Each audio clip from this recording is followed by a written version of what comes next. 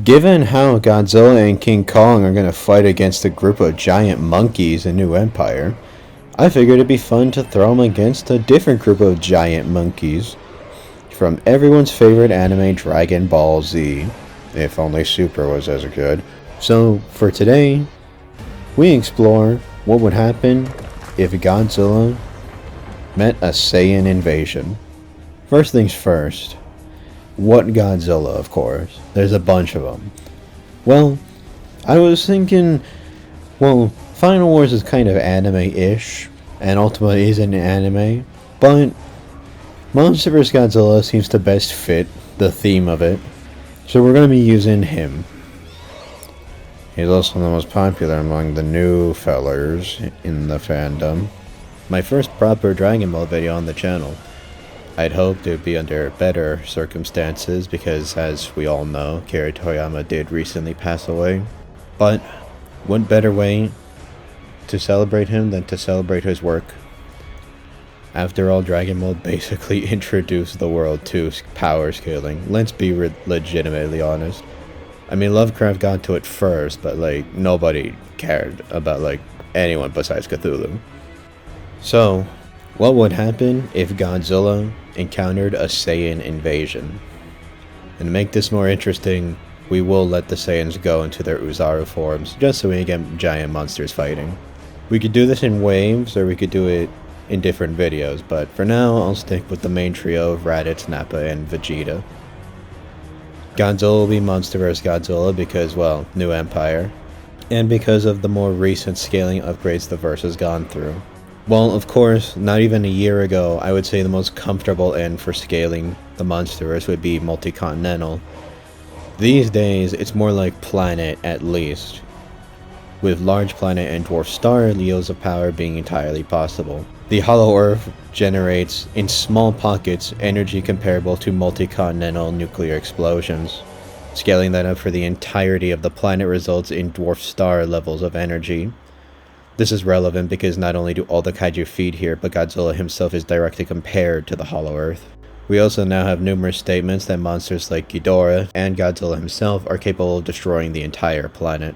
That at least makes them planetary, and going off the subatomic scaling from the GVK novel, that would make even Godzilla's holding back core blast at least small planetary, with the canon stats for Mechagodzilla making it large planet as well.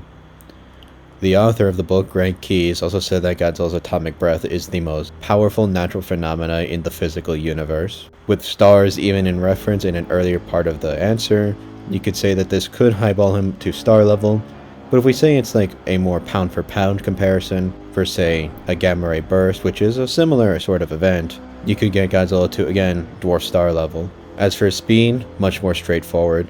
His running speed is about subsonic, with the highest estimates being over about 400 miles per hour. In terms of reaction and combat speed, his atomic breath, being Cherenkov radiation, means that it's FTL in air and water, but it's slower than the speed of light in space. But of course, that applies to any planet-bound character, so the semantics there would be kind of annoying. Ghidorah is able to evade a point-blank shot, although he did see Godzilla charging up. Kong is able to outrun the beam briefly, but not for long, and is able to catch it with his axe multiple times. Mechagodzilla's beam is twice as fast, and Ghidorah's gravity beams are stated to be about the same speed. This is important because Godzilla is actually able to block Ghidorah's gravity beam burst when he powered up in Boston, as well as able to outmaneuver Kong several times when catching the ape by surprise. Now, for the Dragon Ball characters. As we know, the Saiyan Saga is where we get the infamous statement of Vegeta using his Gallic gun to be able to blow up the planet. And of course, the Saiyans are orders of magnitude more powerful than a Piccolo, who could vaporize the entire moon with large planet levels of energy. For more consistency, Master Roshi blowing up the moon with a less violent explosion and a lower power level gets all the way up to planet level for some calculations. If we use the Dragon Ball Z anime, Vegeta, with a point of his fingers, destroyed a planet and moon with between dwarf and small star levels of energy. As for speed, FTL is at the very least known by the Raditz saga. We know this because Piccolo's move when introduced is literally referred to as Light of Death, and Raditz does evade it. Obviously, Raditz with a power of about 1500 is not even 10% as powerful as Vegeta, whose power is 18,000. We know power does correlate to speed for the most part. Vegeta explains this in the Namek Saga, that if his power raised, so did his speed. If we want to go earlier into the series, Kid Goku was able to evade lasers multiple times in the Red Ribbon Army Saga, with a power level of about 180. Let alone Vegeta with 18,000. Should be noted that the Great Ape boosts their power by tenfold, but does not do the same for their speed. They're simply equally fast to their base forms. We know that Godzilla can also enter powered up forms, so if his base form is insufficient, you could argue that he could take them on with both hacks and powering up. Once absorbing the nuke, not only was he stronger already, but his power continued to rise through a chain reaction caused by the bomb in his weakened state. This resulted in him being so powerful that even when King Ghidorah, who was already above base form Godzilla already, hit him with 100 times the power, Godzilla didn't instantly die. So, as we've established, these characters aren't too dissimilar in stats. If you give them their highest ends though, you can get the Saiyans a very high amount faster than Godzilla. And of course then there's Burning Godzilla. So if Ghidorah was able to get 100 times from a simple power plant, then imagine what happens when he starts chomping on Godzilla himself. That's a big power up, I would say. And then Burning Godzilla can eradicate this more powerful King Ghidorah with 3 nuclear pulses, literally incinerating him to ash. Evolved Godzilla currently has no feats, although toys are saying it's more powerful than ever, but everything so far has kind of indicated against that. I mean, we know Kong doesn't instantly die from their fight, and while yeah, that glove thing is stated to amp his punches, I mean, would that amp his durability, his speed, etc., or at least not significantly? He would at least be in the low ends of star level off the Dwarf Star stuff for base. As for his burning form, based on the increased power, we can determine that Ghidorah probably got another 100 times stronger on top of this. At the very least, this would make Ghidorah over 120 times stronger than his base form, if not all the way up to 2800 times his base form. And Burning Legendary dealt with him pretty quickly. According to GVK's opening, Godzilla can absorb energy, and that seems to be what will be the plan for New Empire, as it's, you know, directly shown he's getting this new form, probably from absorbing some energy in the Hollow Earth. So because of that, now we can start the actual fight. So to open up our scenario, we'll say that the 3 Saiyans land on Earth.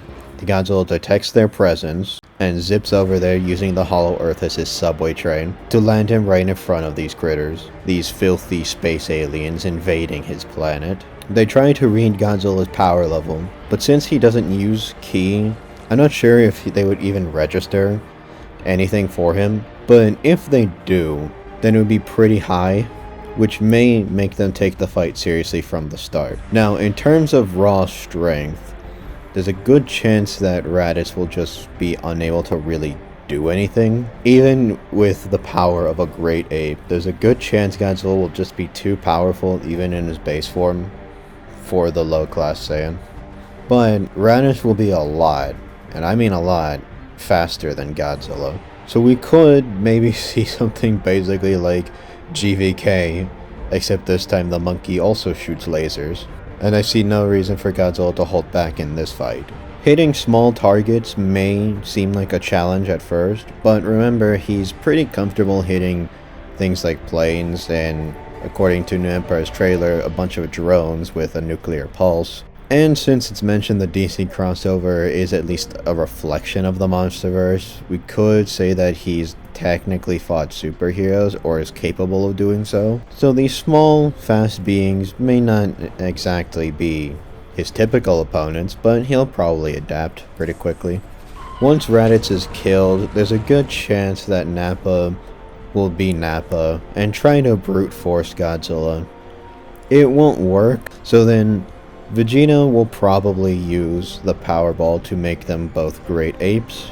This will make Vegeta a bit weaker, but still a monstrous level of strength.